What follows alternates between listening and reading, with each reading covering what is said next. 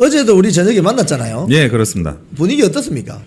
올림픽 공원의 분위기는 뭐 사실은 굉장히 그 가열차면서도 예. 그 전에 집회에서 볼 수 없었던 새로운 모습들이 굉장히 많습니다. 예, 예. 올림픽 공원 집회는 지도부가 따로 있지 않아요. 따로 있지 않다 보니까 뭐 어떤 그 과거에 뭐 우리가 광화문 집회에서나 또는 이제 강남역 집회에서나 보는 그런 전형적인 레파토리를 따라가지 않습니다. 어떤 사람은 구호를 계속 외치고 있고 또 어떤 사람은 본인이 그 태극기를 그리고 있고 또 어떤 사람은 아예 유화를 그리고 계세요.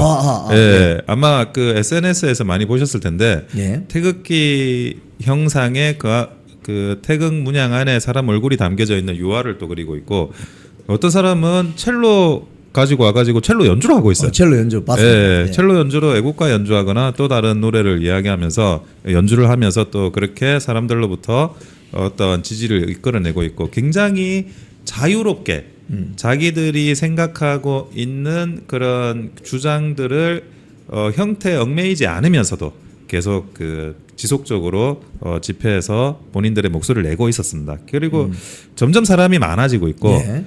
토요일에는 정말 많았고 어제 일요일에도 굉장히 많았습니다. 그래서 이런 집회가 그 전에 집회에서는 볼 수 없었던 그런 양태를 띠면서 점점 커져가고 있다라는 말씀을 많이 드리고 그리고 특히 뭐 2030이 차지하는 비중은 뭐 압도적으로 높습니다. 그래서 연세 드신 분들보다 확실히 이런 여성들 특히 2030 젊은이들 이런 분들이 많이 와 계셨다라는 말씀을 또 드립니다. 근데 한편으로는 올림픽 공원 집회를 마치 그 아주 규모가 축소되었다거나 또는 이제 특정 세력에 의해서 오염되었다라고 그렇게 주장하시는 분들도 계세요. 자기도 다녀왔다라고 하면서. 근데 전혀 그렇지가 않습니다. 예, 여기는 주도하는 세력이라는 게 없어요. 그래서 그런 부분들에 대해서는 뭐 실제로 와 보시면 이 집회가 어떤 성격으로 진행되고 있다는 걸 본인이 알고 느낄 수밖에 없다라는 말씀을 드립니다. 예. 근데 제가 그 지난 한 일주일 동안 현장에 계속 거의 매일 갔습니다. 예, 예. 가서 방송을 한 3시간에서 뭐 길게는 한 5시간씩 방송을 해봤는데 일단 구호가 일단은 처음에 재선거만 외치다가 그 다음에 부정선거 재선거 외치다가 부정선거 재선거 당일 투표 수개표 이런 식으로 이번 사태의 문제의 본질 원인을 지적하고 개선 방안까지 거기에 참여하시는 분들이 다 제시를 했어요 이미. 그래서 야 대단하다. 그리고 말씀하신 것처럼 어제 한 며칠 전부터는 어떤 일들이 있느냐 2030 청년들이 달란트가 많습니다. 쉽게 이야기하면 뭐 첼로 연주하는 분, 바이올린 연주하는 분, 트럼펫 부시는 분 이런 분들이 사실은 저희들이 30-40년 전에 학교 다닐 때만 해도 학력고사 공부한다고 뭐 우리가 뭐 바이올린을 연주를 배울 시간도 없었고 트럼펫 배울 시간도 없었습니다. 근데 요즘 우리 청년들은요 공부도 열심히 하지만 악기를 다루는 이 인재들이 많아요. 저도 개인적으로 우리 원영수 변호사님 아시겠지만 드럼 치잖아요. 예, 맞습니다. 저는 50대 가까이 돼서 드럼을 배웠습니다. 근데 2030 청년들은 벌써 이제 자기가 다루는 악기들이 하나씩 다 있어요. 뭐 기타도 치고 뭐 트럼펫도 부르고 제가 그걸 보니까 야 나는 학창 시절을 1인당 GDP 한 5,000불 시대에 살았지만 우리 이 청년들은요 1인당 GDP 2만 불 3만 불 시대에서 살아온 세대입니다. 그러니까 달라요 근본적으로. 거기 특히 그 스포츠카 예. 고급 스포츠카 그 세워놓고 예. 거기다 본네트에다가 태극기 그려놓고 그리고 또 사람들이 이렇게 자기 글자 쓸 수 있게 다 허용을 해주고 뭐 그런 것도 보면 굉장히 정말 신기한 신기해요 지금. 예, 그런 퍼포먼스라는 생각이 들 수밖에 없더라고요. 그리고 그 사이버 트럭이라고 왜 테슬라 예. 그 좀 특이하게 생겼잖아요. 예. 근데 뭐 다 이제 SNS 보셨을 텐데 분홍 테슬라 예. 참 특이하게 그런 것들도 굉장히 눈길을 끌고 예. 그런 것들을 보면서 이제 이게 그 집회가 진화를 하고 있다. 아주 진화하고 있어요. 예, 이거를 우리가 그 전에 생각했던 그런 어떤 틀 틀 안에 가두는 것이 아니고 굉장히 진화를 하고 있고 이 진화가 새로운 저는 문화를 집회 문화를 이끌이라고 생각을 합니다. 지금 제가 이 잠실 핸드볼 경기장 주변에서 벌어지는 이 어떤 이 모습들을 보면서 우리 원영석 변호사님 말씀하신 것처럼 집회나 어떤 개인적인 정치 구호의 어떤 샤우팅 문화가 완전히 이건 문화 축제로 가고 있다. 문화 축제로 가고 있다. 그렇게 보여지고 그 체조 경기장 쪽으로 이렇게 뒤쪽으로 좀 넓은 공간이 있잖아요. 예, 맞습니다. 거기에서는 1-3 게이트에서 그게 이제 메인인데 부정선거, 재선거, 당일 투표, 수개표 이것만 계속 외치거든요. 그리고 약간 지루하면 애국가 1절부터 4절까지 부릅니다. 그걸 또 누가 이야기하면 대한민국 구함을 하고 또 부정선거, 재선거, 당일 투표, 수개표 이 구호가 그러니까 24시간 그렇게 돌아가거든요. 근데 이제 체조 경기장 쪽으로 뚫려 있는 그 공간에서는 태극기 그리는 사람, 피켓 뭐 그려가지고 나눠주는 사람, 연주하는 사람, 또는 거기 와서 뭐 기도하고 예배하는 사람, 뭐 또 국제 수사해야 된다면서 외치고 다니는 사람, 뭐 이게 뭐 완전히 그냥 문화축제의 장으로 완전히 진화 발전하고 있어요. 네, 맞습니다. 오히려 저는 그 지도부가 없는 게 이런 자유스러운 분위기, 다양한 그런 그 변주가 될 수 있는 분위기를 만들어낼 수 있는 기회가 됐다고 생각을 해요. 그렇군요. 이미 그 아까 말씀하셨지만 지금의 2030들은 뭐 자기들이 뭐 SNS든 악기든 뭐 이런 자유자재로 자기를 또 표현을 할 수 있는 사람들입니다. 그런 사람들이 이제 하나의 그런 통일적인 건 아니라 하더라도 다양한 목소리를 내면서 여러 사람들이 올 수 있는 거예요. 어떤 사람들은 뭐 1-3에서 하고 있는 그 구호가 좋은 사람도 있을 거예요. 하지만 또 어떤 사람들은 여기서 그 태극기 그리면서 맞아요. 자기가 할 수 있는 그 재능 기부를 하고 싶은 사람들도 있고 맞아요. 또 어떤 사람들은 교회에서 오신 분들 같은데 그런 나라를 위해서 예배 보고 싶은 사람들도 또 있을 수 있어요. 맞아요. 예. 그러니까 그런 분들이 다 오시면 돼요. 다 오시면 여기는 이런 거 하고 저기는 이런 거 하고 저기는 이런 거 하는데 어떻습니까? 우리가 목표로 하는 거는 지금 이 투표용지 부족이라는 엄청난 그런 헌법 질서의 파괴, 참정권 침해에 대해서 우리가 저항하고 비판하는 거지 않습니까? 네. 거기에 대해서 모두가 같은 한 마음이라는 거, 그리고 그 과정에서 다양한 형태를 띠고 있을 수 있다는 거, 그런 것들을 우리가 느끼고 우리 스스로 인식할 수 있다는 거, 그게 굉장히 큰 어떤 장이 마련되고 있다라는 생각입니다. 제가 이걸 느끼는 건데요. 저 좌파 단체들이 이렇게 집회하는 거 보면 예. 일단 지도부가 있습니다. 예. 지도부가 엄격하게 현장을 통제 관리합니다. 가령 여러분 민노총 집회 가보셨습니까? 정교조 집회 구경해 보셨습니까? 보면 피켓 똑같은 구호, 또 옷도 똑같아요. 제가 지난번 그 윤석열 대통령 탄핵 시즌에 여기 여의도 앞에서 아침 일찍 출근을 하는데 그날 비가 왔었습니다. 출근하는데 제 앞으로 한 30여 명의 사람들이 쫙 지나가는데 똑같은 우의 입고 똑같은 모자 쓰고 똑같은 여기 저 머리띠 뭐 투쟁 뭐 윤석열 탄핵 뭐 이거 딱 쓰고 똑같은 그 아주 좀 고급스럽던데 우의가. 네. 민노총이 돈이 많은가 봐요. 딱 입고 뭐 저 어디 가지 해서 봤더니 국민의힘 당사 앞에 가서 윤석열 탄핵 뭐 이렇게 구호를 외치고 또 돌아가더라고요. 그래서 와 그러니까 그 모습이 그 여성도 있고 남성도 있었습니다. 앞에 한 사람이 깃발을 들고 가고 이래서 야 거의 군대 조직 같은 약간 군대 조직 같아요. 예, 그렇죠. 근데 거기에 비교해 보면 지금 잠실 핸드볼 경기장 주변에서 벌어지는 저 일은 전혀 그렇지가 않습니다. 그렇습니다. 예. 자유분방해요. 자기가 하고 싶은 이야기를 다 자유롭게 뭐 바이올린 연주하면서 하고 트럼펫 불면서 하고 또 피켓 들면서 하고 또 뭐 페이스 페인팅 해서 돌아다니고 뭐 이런 게 야 이거 완전히 이 일종의 집회라고 우리가 저 표현을 한다면 새로운 문화 축제다 이건. 지금 대표적으로 또 우리가 도화지 혁명이라고 하는데 예. 옛날에는 이런 뭐 문구가 적혀 있는 간단한 이런 걸 만들어 가지고 계속 우리가 사용을 하는데 이것도 그 만들려고 하면 돈이 들고 주문해야 되고 그렇죠. 인쇄해야 되고 예, 예. 이 형식이 필요하거든요. 그렇죠. 근데 이번에 올림픽 공원에서 일어나고 있는 집회는 아예 그런 것도 필요 없어요. 그냥 도화지 하나 그냥 이렇게 스케치북 가져와 가지고 그리면 돼. 나는 이거 그리는 걸 보고 이거는 앞으로도 많이 그런 이 집회의 시그니처가 되겠다라는 생각이 들었습니다. 이제 뭐 그게 인쇄소에서 뭘 가져왔네 안 가져왔네 그 비용 얼마 들었네 이제 고민할 필요가 없는 거예요. 제가 그 보면서 아주 저희들이 이제 원영서 변호사님이나 제가 그 현장에 자주 가니까 이제 이런 말씀을 아주 그 적확하게 드릴 수 있는데 제가 그 태극기 그리고 있는 한 여성분을 유심히 봤거든요. 태극기 한 장 그리는데 이제 하도 숙달돼 가지고 예. 이러면 거의 뭐 1분 안에 그 금방 그려내더라고요. 예. 그러니까 제가 깜짝 놀랐습니다. 그거 보고. 아니 이제는 그 장인들이 생겼습니다. 아, 완전히 뭐 태극기 그리는 명장, 장인들. 태극기 그리는 명장. 예. 명장.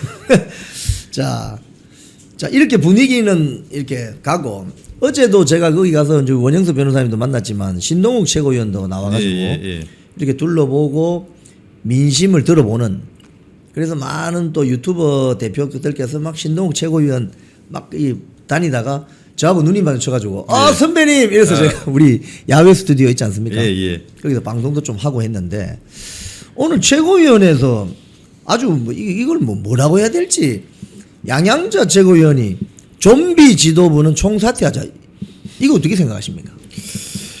그 아마 이제 그 저번에 최고위원회에서는 우재준 의원이 지금 사퇴 제안을 했고 그리고 이번에는 양양자 최고가 사퇴 제안을 했어요. 예.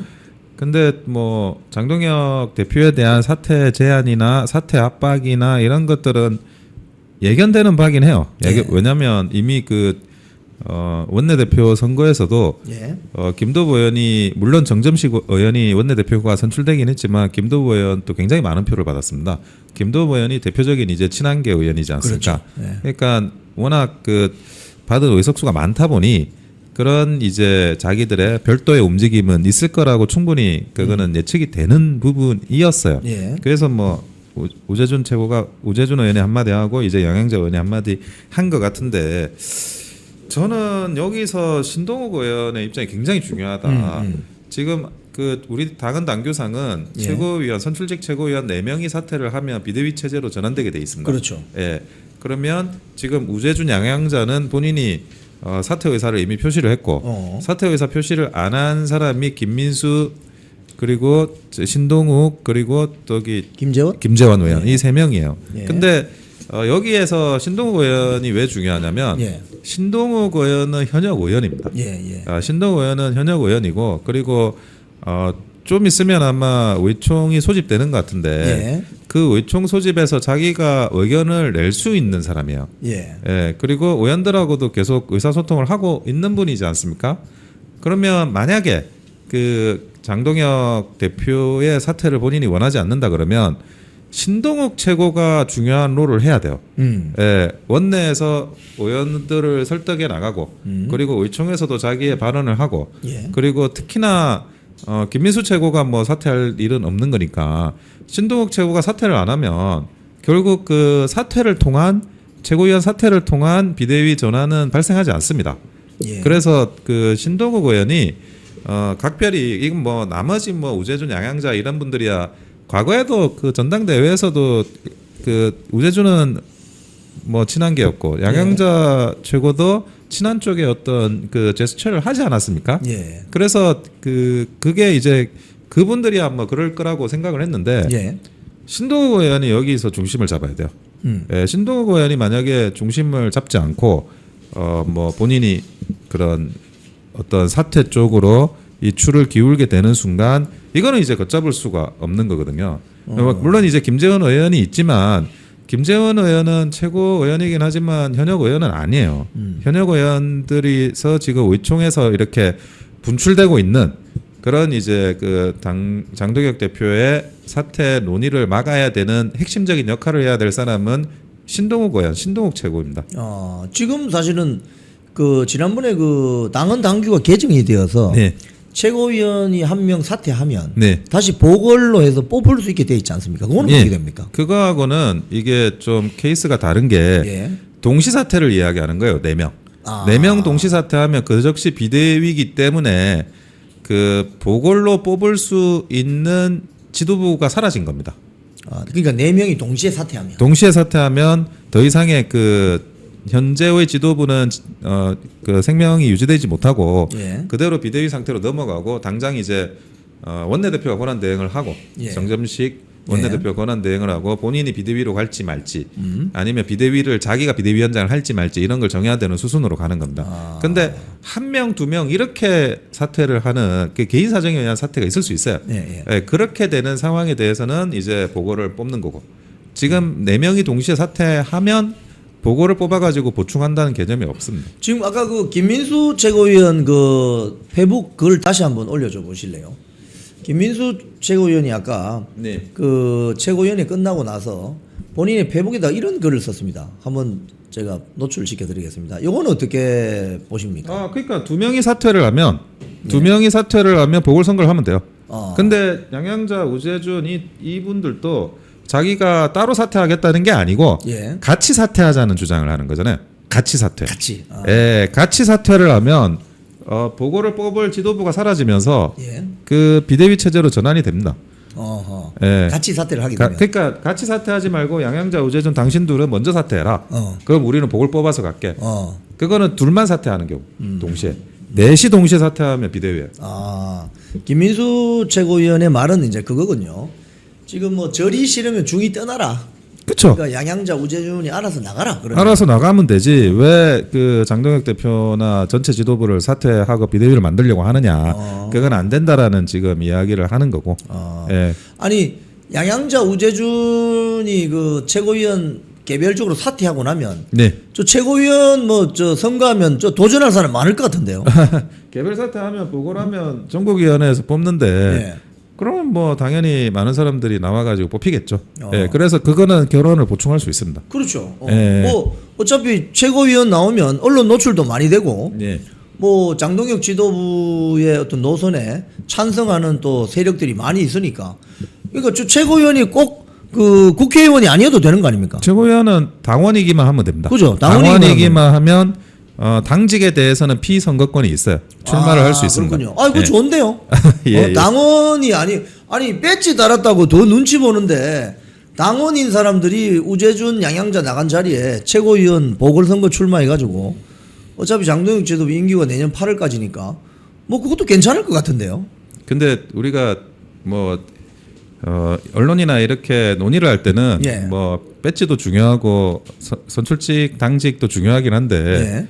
아주 크리티컬하게는 당원이냐 아니냐 이게 항상 그 숨은 문제가 되는 경우가 굉장히 많아요. 그러니까 많은 분들이 당원의 지위를 회복 못 해가지고 굉장히 막 소갈이 하는 분들도 많고 맞죠. 예, 그러니까 당원이다 아니다가 굉장히 중요합니다. 그래서 제가 여러분들한테도 그 탈당을 하지 말라고 제가 이야기 드리는 게 이 탈당을 하고 다시 들어오는 과정이 약간 좀 모르겠어요. 뭐 자유롭게 어느 순간 된다고 생각하시지만 어느 순간 안 되는 수가 발생해요. 그러니까 그러면 정말 나한테 이 당원이라는 위치, 당적이 얼마나 소중했던가 그거를 깨닫는 순간이 옵니다. 그래서 좀 편하게 생각하시는 분들도 많은데 당원이라는 것, 당직이라는 것 굉장히 소중하게 생각하시고 그리고 꼭 그 탈당하지 마시고 당적을 유지해 주시기를 바랍니다. 지금 여기 오늘 이영풍 TV 보고 계시는 분 조창준이란 분이 있는데 예. 나도 출마 헐. 조창준님 혹시 최고위원 출마 의사 있으면은 한번 생각해 보시기 바랍니다. 예, 책임 당원은 다 그 출마 자격이 있습니다. 그리고 그 탈당 이야기 함부로 하지 마십시오. 우리 예. 원영수 변호사님 말씀하신 것처럼 탈당을 하시게 되면은 복당하는데 굉장히 힘듭니다. 예. 복당하고 나서도 이제는 6개월 지나야 뭐 피선거권이 생기고 뭐 그렇죠. 예. 3개월이 아니고 조금 이제 그죠? 가중되고 있습니다. 예. 자, 책임 당원 탈당하지 마시기 바랍니다. 오히려 더 입당을 해야 됩니다. 지금은. 자, 그런데 오늘 아침 그 8시에 공표된 그 리얼미터 여론조사 보니까 아주 놀라운, 제가 이게 놀랍다는 거 왜냐하면 그동안 이 여론조사 추이를 우리가 알기 때문에 뭐 올라갔다가 내려갔다가 유지하다가 뭐 이거 알기 때문에 이재명 정권의 국정 지지도가 지금 4주째 꼬라박고 있습니다. 제가 꼬라박고 있다 이 표현이 좋을 것 같은데 완전히 내리막입니다. 그리고 국민의힘 정당 지지율이 오차 범위 밖으로 민주당을 완전히 역전시켜 버렸어요. 이거 어떻게 보십니까? 이거를 뭐 저는 요거를 보면서 예. 조금 이제 다른 생각, 우리 당의 고질병, 그리고 당의 생리, 그리고 민주당의 생리 이런 거에 대해서 좀 말씀을 드리고 싶어요. 이 시청하시는 분들한테 그 내부 권력 투쟁이라는 거는 항상 있습니다. 그러니까 민주당도 있고 우리 당도 있어요. 지금 지방선거 끝나자마자 이재명과 정청래가 하는 이 내부 권력 투쟁 완전히 살벌하죠. 살벌합니다. 지금. 예. 지금 뭐 거의 칼만 안 들었지. 뭐 탄핵하려고 하는 거냐 뭐 이렇게 청와대에서 이야기가 나온대. 아니 정권은 짧다고 하지 않습니까? 예. 정청래는 예. 그 정도로 이게 정말 그 수면 아래 잠재돼 있던 그런 내부 권력 투쟁이 이제는 본격화되고 있어요. 예. 그러니까 내부 권력 투쟁이 본격화되니까 지지율이 아무래도 내려갑니다. 아, 저 집구석이 뭐 자기 그 내부에서 뭐 밥그릇 깨지고 숟가락 깨지고 하고 있다 보니까 사람들이 이제 돌아서게 되거든요. 눈살을 찌푸리죠. 예, 예. 예. 그거는 뭐 그 어쩔 수 없이 발생하는 현상인데 근데 지방선거 국면에서는 안 싸웠어요. 그렇죠. 내부 권력 투쟁을 그렇죠. 안 했어요. 민주당이. 민주당이. 그러면 그때는 아무 문제가 없었냐? 그때 민주당 내부도 문제 있었습니다. 문제 있었죠. 예, 공천 가지고 민감한 문제들이 있었고, 그리고 그 굉장히 애초에 그 박찬대가 당 대표가 못 되고 정청래가 당 대표가 되면서 예. 이미 이재명 정권과 민주당이라는 이 그 긴장 관계는 그때부터 시작이 된 거예요. 예. 그리고 그 골이 깊어졌지. 예. 그 골이 결코 그 메워지지 않은 상태였습니다. 예. 그리고 지방선거 과정의 공천 문제 이런 거 우리는 우리 공천만 생각하지 예. 민주당도 생각보다 사실은 굉장히 이 스파크가 일어날 지점이 많았어요. 맞습니다. 근데 그거를 어쨌든 지방선거까지는 봉합을 하고 온 거예요. 예. 그게 정치력이라는 겁니다. 그리고 나서 지금 이제 지방선거 큰 거 끝났으니까 이제 한번 붙어보자 하고 이제 뭐 칼싸움 시작했어요. 예. 그러면 이제 뭐 그 지지도 내려가죠. 예. 근데 자 우리는 어떻게 했냐? 국민의힘은 국민의힘은 지방선거를 해야 되는데 칼싸움을 하고 있었어. 내부에서. 맞습니다. 그러니까 이게 그 힘이 모이겠냐고요. 자, 분산되죠. 분산. 우리가 21대 총선 망했죠. 22대 총선 망했죠. 이번에 또 사실은 뭐 패배입니다. 이거는 그거는 객관적인 수치상 패배인데 26년 지방선거를 망했어요. 그런데 비례대표 선출 득표를 보면 비례당에 대한 투표를 하잖아요. 예. 그게 다 40%대를 유지했어요. 아, 그렇군요. 그때도 21대, 22대 때도 유지했어요. 예, 예. 그런데 그 총선 선거 결과는 망하는 거예요. 예. 왜? 그 전에 내부에서 밥그릇 깨고 막 숟가락 날리고 그리고 뭐 부엌칼 들고 싸우니까. 아하. 그리고 저번에 22대 때 한번 보시자고요. 네. 그때 공천 과정에서도 민주당은 굉장히 소란스러웠습니다. 임종석 날리고 하는 그 과정, 예. 뭐 운동권 날리고 안민석 날리고 예, 예. 그때 이재명이 당 대표로 있으면서 그 소란을 먼저 타이밍을 잡아서 끝냈어요. 그리고 나서 공천하고 난 다음에는 그 다음에는 어떻게 됐죠? 그 다음 타이밍에 국민의힘이 그거 가지고 싸우는 거예요. 그렇죠. 예, 그랬었죠. 예, 자 내부 권력 투쟁은 할 수밖에 없어요. 그 정치라는 거는 근본적으로 의자 뺏기가 본성이에요. 우리가 민주당이 가지고 있는 대통령 의자를 우리 국민의힘이 뺐자는 거잖아요. 그렇죠. 그게 권력 투쟁이죠. 권력 투쟁은 있는 건데 적어도 민주당은 언제 해야 되느냐? 거기에 대한 최소한의 룰이 있는 거예요. 그거를 합의를 하고 진행을 해요. 그래서 그런 부분에 대해서 우리가 정말 그 앞으로 뭐 누가 이렇게 또 당을 이끌어 나갈지는 모르겠지만 분명히 이런 부분을 인지를 하고 있어야 됩니다. 예. 21대 때도 22대 때도 마찬가지. 미로 제끼는 거예요. 먼저 해야 되는 아주 그 일들이 있어요. 예. 그러니까 굉장히 이게 뭐 소란스럽더라도 이 타이밍에는 매조지를 해줘야 될 일들이 있고 예. 그래야지 그 다음 타이밍에서 그 다음 단계를 가야 될 수가 있는데 이게 국민의힘이 전반적으로 정부 능력이 떨어진다는 거는 그런 불편한 일, 민감한 일을 다 밀어버려요. 근데 정치는 미룬다고 해서 그게 결국에 더 큰 문제가 되지 잘 이렇게 해결되는 게 없어요. 다 우리가 원하지 않는 그 타이밍에서 그 문제가 터지지 우리가 원하지 않는 타이밍에서 그 문제가 봉합돼서 잘 넘어가게 만들어 주지를 않는 거예요. 그래서 제가 이런 부분들 한편으로는 이제 국민의힘이 좀 앞서고 민주당이 뒤처지니까 또 뭐 우리가 잘하고 있는 거 아니냐라는 생각 또는 민주당이 나쁜 거 아니냐는 생각이 있을 수 있는데 예. 언제 이 문제가 터지느냐에 대한 정교한 그런 메커니즘을 지금 그 민주당은 했던 거예요. 그래서 지방선거 이전에는 이걸 봉합하고 넘어갔고 이제부터는 싸워요. 자, 다시 말씀드리지만 그러면 이제부터 많이 싸우잖아요. 그게 지방 전대에서는 또 봉합이 되는 거예요. 이 가열찬 자기들끼리의 내부 투쟁이 전대에서 봉합이 되고 예. 그러면 또 전열 정비를 이룹니다.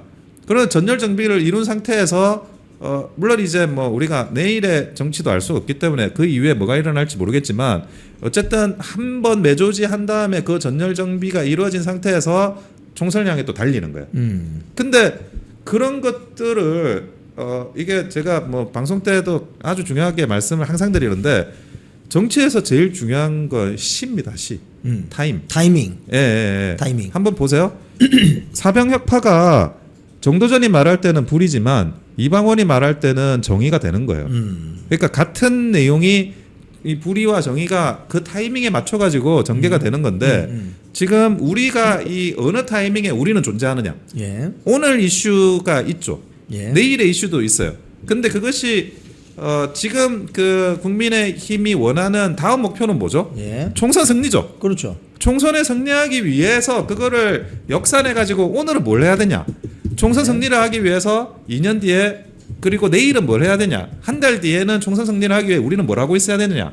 이거를 계속 거꾸로 역사를 해야 되거든요. 근데 그거를 하지 않고 당장의 어떤 이슈를 한 2년 남았으니까 예. 뭐 어느 순간 되면 한 1년 남았으니까 어떤 순간 되면 한 6개월 남았으니까 미루다 보면 그 미루진 게 그 타이밍에 와서 뚝처럼 터져버린다. 뚝이 터지듯이 터지고 그러면 그냥 또 초토화되고 또 다 잠겨요. 그래서 이런 부분들에 대해서는 그냥 민주당이 또는 이제 이재명이 지지율 떨어지네 그렇게 생각만 할 게 아니라 지금 이 사람들은 지방선거 이후에 싸우고 있다. 이후에 권력 투쟁을 하고 있다. 타이밍을 맞춰서 지금 가고 있다. 이거를 좀 우리가 한번 냉정하게 보면서 그러면 국민의힘도 그러면 뭘 준비해야 되느냐? 우리도 시에 따른 그런 그 해야 되는 것들이 우리한테는 또 무엇이었느냐? 최종적인 총선 승리를 위해서 그런 걸 좀 반추해보고 그런 좀 시각도 필요하다는 말씀을 드립니다. 좋습니다. 자, 어제 그 나경원 의원이 잠실 그 현장에 와서 장시간 있으면서 태극기도 흔들고 또 태극기 그 포스터 또 그려줬어요. 그러면서 굉장히 그 현장에 있는 2030 청년들에게 큰 힘을 보태줬는데 지금 어제 나경원 의원이 한 말 중에 가장 중요한 말은 저는 이거라고 생각합니다. 이번 사태의 모든 책임은 이재명에게 있다. 그리고 이거 유야무야 덮으려 했다라는 대통령 탄핵될 수 있다 이런 이야기를 했거든요. 요거 어떻게 보십니까? 지금 그 과거에 세월호 사건이 터졌을 때 예. 박근혜 대통령이 엄청나게 긴급 처방을 냅니다. 예. 해경 해체였어요. 해경 해체. 예, 그때 그걸 보면서 해경 해체 조직을 아예 없앤다고 하니까 그거는 좀 너무 과한 게 아니냐라는 이야기도 굉장히 많았었습니다. 그런데 제가 뭐 지금 생각해 보면 조금 과한 그런 선제 작업을 했기 때문에 어느 정도 그 상황을 좀 매니지먼트 할 수 있었다라는 생각이 들거든요. 근데 그 세월호 문제가 무려 그 300명이 가까이 되는 예. 정말 그 어린 학생들이 비극적인 그런 사고를 맞이한 거 아닙니까? 예. 이거를 그 아무리 그게 뭐 대통령이 뭐 정말 인과관계를 따져보면 뭐 관리 감독을 뭐 어떻게 했고 막 따져갈 수도 있겠지만 어쨌든 사고가 났는데 예. 대통령의 책임이 아니라고 할 수 있겠느냐? 우리가 옛날에 보면 그 가뭄이 든다, 아니면 홍수가 난다. 그러면 그 왕에게 그 책임을 돌렸듯이 그 국가 원수라는 건 그런 그 위치가 있는 거거든요. 예. 그래서 그때도 사실 저는 해경 해체를 보면서 그때는 잘했다. 그런 생각을 해요. 제가 박근혜 대통령께서. 근데 지금도 마찬가지인데 예. 지금 이재명이 하는 그런 말을 보면 예. 애매해요.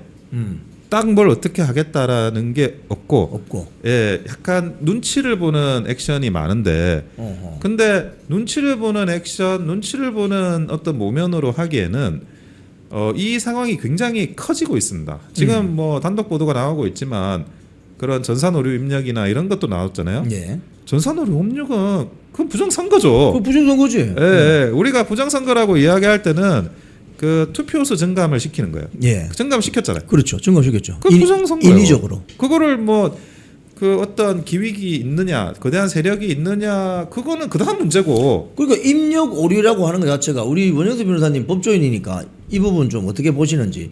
입력 오류라고 하는데 이 입력 오류가 아주 수차례 있다.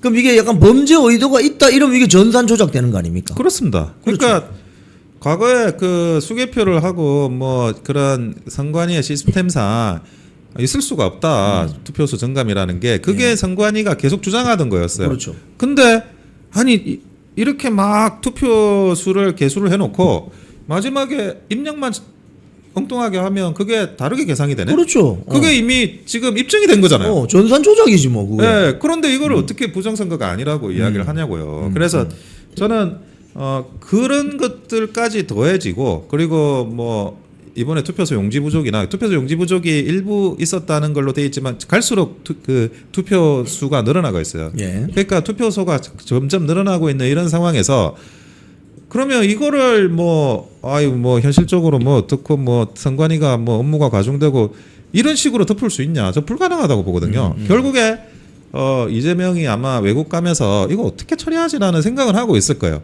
예. 근데 이거를 그냥 대충 덮으려고 하는 순간 이거는 더 크게 폭발할 수밖에 없다. 올림픽 공원 가서 느껴보면 그런 생각을 다 하게 될 겁니다. 모두가 그 생각을 할 수밖에 없어요. 이게 점점 늘어나는 게 지금 가면 한 10,000에서 한 30,000명 사이에 있는데 그분들이 그런 인원이 24시간 돌아가고 있어요. 예. 그러면 실제로 연 인원이 저는 이미 100만 명은 넘어섰다고 보거든요. 이 100만 명 넘어선 인원들이 그런 경험을 공유를 하고 있는데 이거를 그냥 대충 애매하게 뭉뚱그려서 이야기하는 걸로 덮어진다? 그거는 저는 불가능하다고 생각합니다. 지금 그 대안과 미래라는 뭐 이런 모임이 있지 않습니까? 예. 뭐 언론에서는 뭐 소장파, 뭐 내부 개혁파 이런 식으로 표현을 하던데 제가 봤을 때는 아주 그건 온당치 않은 것으로 보이는데 이 대안과 미래의 어떤 실체에 대해서는 어떻게 좀 파악하고 계세요? 그 대안과 미래라는 데가 뭐 일단 소장파라고 주장은 하는데 뭐 사실은 아니죠. 소장파가 연세도 많으시고 소장파라면 좀 뭔가 이 예. 원영서 변호사님처럼 이런 젊은 사람들이 소장파 아닙니까? 예. 그래서 뭐 일단 소장파는 허위 사실이다라는 예. 말씀을 좀 드리고 싶고 근데 그 지금까지 이 당에 뭐 어쨌든 대안과 미래가 문제가 있다라고 하면 그것을 극복하려고 하는 비전이 나와야 되지 않나라는 생각이 들어요. 어젠더나. 그러니까 저런 공부 모임이 매 그 회기마다 있거든요. 그러니까 21대, 20대, 뭐 22대 다 현역 의원들의 공부 모임이 있습니다. 세미나도 같이 하고 공부하고 뭐 세미나하고 뭐 그런 건 저는 좋게 봐요. 그 현역 의원들이. 근데 지금 그 미래라는 게 국민의힘의 미래라는 게 그 장동혁 대표 사태만 하면 다 해결이 되는 거냐? 예, 그게 모든 게 끝이냐? 그거 말고 그러면 그 장동혁 대표보다 당신들이 조금 더 낫다라는 거는 좀 보여줘야 될 거 아니에요? 대안이라고 하잖아요, 자기들이. 대안과 미래니까. 예, 자기들이 미래라고 하잖아요. 예. 그러면 장동혁 대표 말고 더 나은 대안이 이거고 또는 장동혁 대표가 주장하는 방향 말고 더 나은 방향이 이거고 그게 우리가 미래가 돼야 된다라는 그런 부분에 포커싱을 저는 맞춰야 된다고 보는데 그냥 장동혁 대표만 아니면 된다라는 게 그게 무슨 대안이고 그게 미래냐. 그래서 저는 보통 이제 그 항상 이런 전위 조직이라는 게 있어요. 국회의원들 스크럼 짜가지고 하는 전위 조직이 있는데 이번에는 이 대안과 미래라는 조직이 뭐 원래 그러려고 하는 건지는 목적은 모르겠으나 그런 전위 조직 역할을 하는 것 같아요. 근데 그걸로 당이 정말 뭐 더 나아지는 건지 그런 아니면 그냥 어떤 뭐랄까 경쟁자 죽이기 정도의 수준은 아닌지 그런 거를 한번 냉정하게 좀 돌아볼 필요는 있다고 보여집니다. 지금 소장파라고 하면 이게 참 표현이 제가 이 구글에 좀 찾아봤습니다. 소장파가 무슨 말이냐?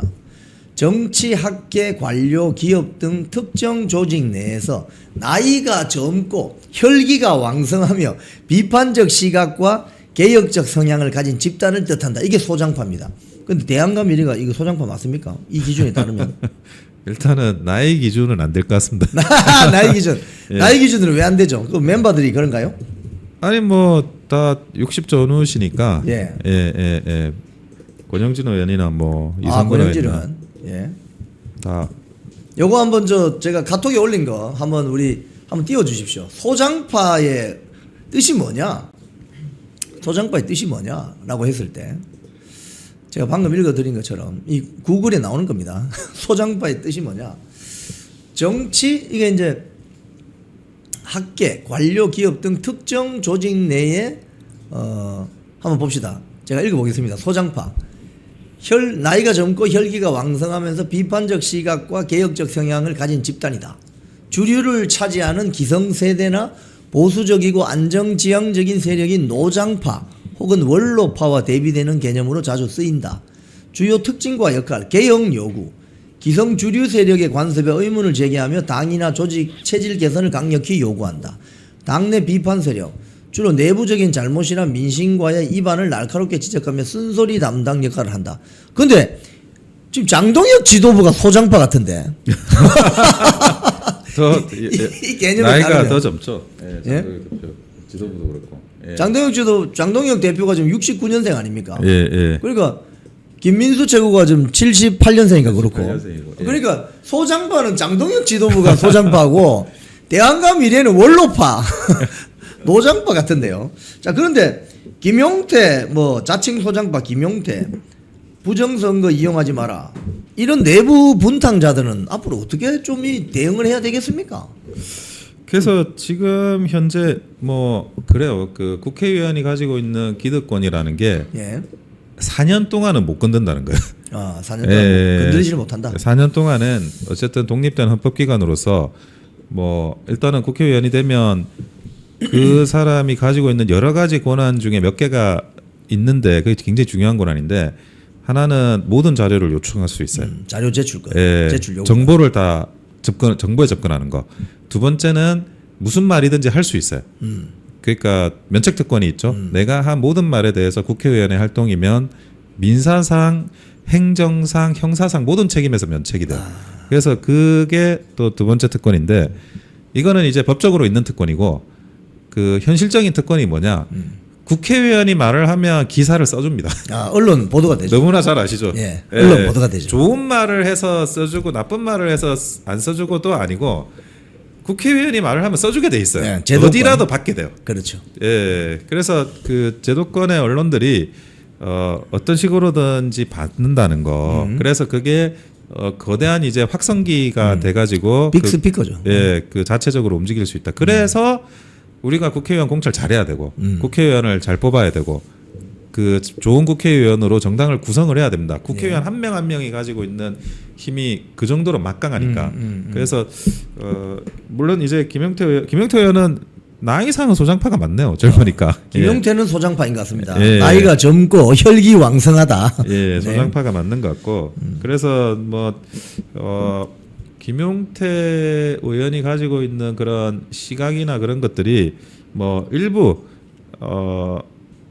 뭐 좀 그 참고할 수도 있겠지만 지금 현재 우리 당이 가지고 있는 또 본질적인 부분이 뭐냐. 그러니까 그게 단순히 이게 장동혁 대표가 사퇴하지 않아서 발생하는 문제냐, 아니면 그거보다 더 오랫동안 뿌리 내려진 그런 기회주의, 보신주의, 그리고 저는 이게 더 크다고 생각하는데 무능.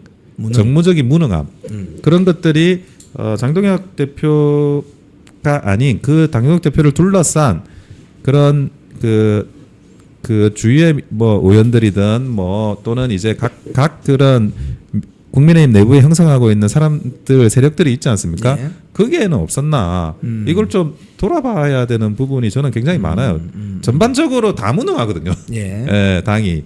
그래서 오히려 유능한 사람을 견제하고 그 사람을 하자로 만들어 가지고 발목을 걸어서 자르고 넘어뜨리고 그게 제가 그 10년 동안 우리 당에 봐왔던 그런 모습들이에요.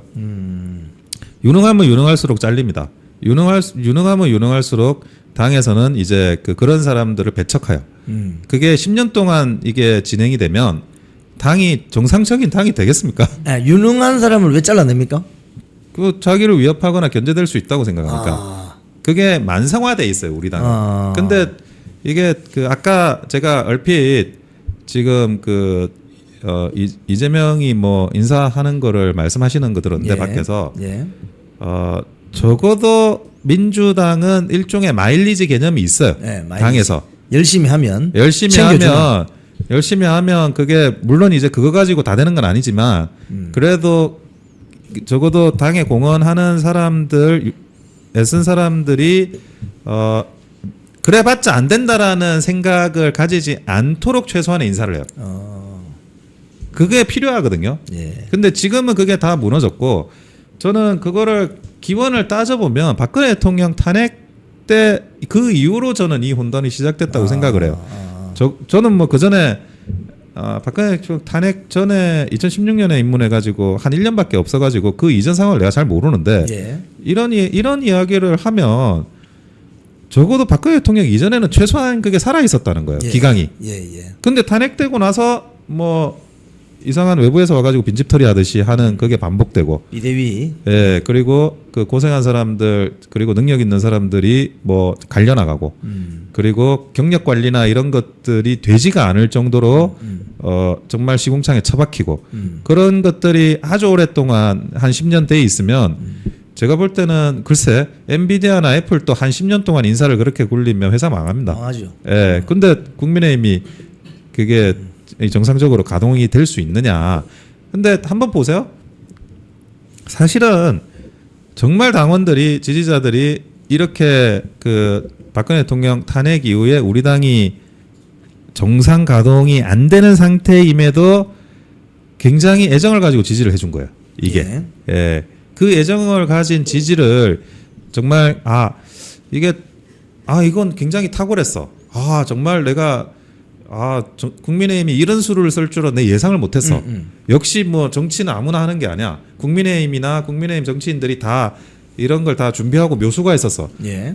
그런 순간을 여러분들이 경험한 적이 있나요? 제가 볼 때는 거의 없을걸요. 그 대부분 이제 뭔가 생각이 있겠지. 국민의힘 뭔가 생각이 있겠지.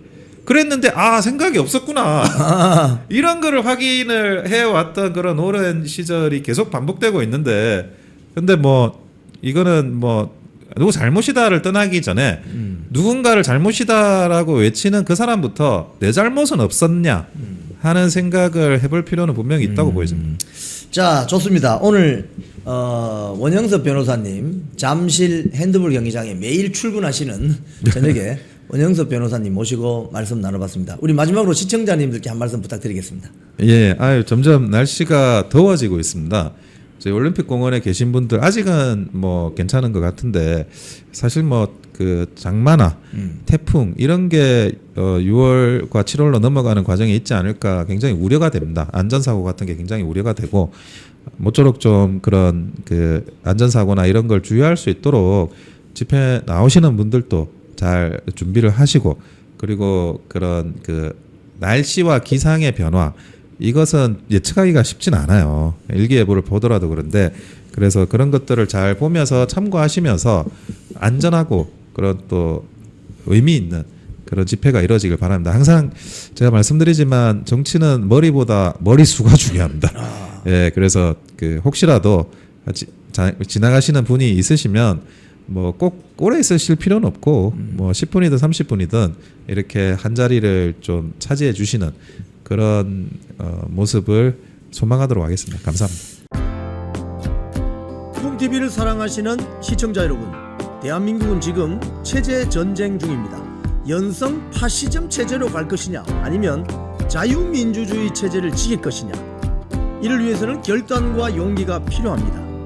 민주당의 정보통신망법이 통과되어서 오는 7월부터 시행이 됩니다. 이렇게 되면 언론 자유 훼손은 물론이고 자유우파 유튜버들의 산업 생태계에 심각한 지장이 예상됩니다. 여러분, 어떻게 해야 되겠습니까? 여러분들의 도움이 필요합니다. 여러분들이 우잘사 회원에 가입하셔서 대한민국 체제전쟁에 승리하고 국민의힘 장동혁 지도부를 지켜내고 정보통신망법을 비롯한 언론 자유를 심각하게 훼손하는 여당발 공세에 대응해 주시기 바랍니다. 우잘사 회원 많이 가입하셔서 함께 가는 여정을 만들어 갑시다. 감사합니다.